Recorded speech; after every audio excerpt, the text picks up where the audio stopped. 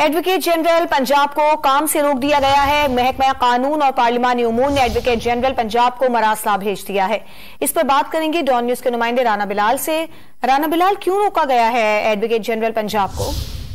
जी देखिए, advocate general Punjab Ahmad Awais को काम से रोक दिया गया है। महकमा कानून और पार्लिमान अमूर ने एडवोकेट जनरल पंजाब को बाकायदा मरासला भेज दिया है और इस मरासले में ये कहा है कि एडवोकेट जनरल पंजाब की जिम्मेदारी सूबाई हुकूमत की नुमाइंदगी करना होती है और सूबाई हुकूमत की अदम मौजूदगी में एडवोकेट जनरल पंजाब हुकूमत के बिहाफ पे अदालत में पेश नहीं हो सकते।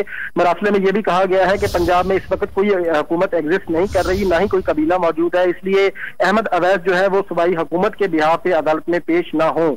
इसमें मरासले में कहा गया है कि अहमद अवैस किसी भी अदालत में पंजाब हुकूमत की नुमाइंदगी ना करें और इस मरासले की जो कॉपी है वो registrar supreme court, registrar Lahore high court और चीफ सेक्रेटरी पंजाब को भिजवा दी गई है। बहुत शुक्रिया आपका राना बिलाल।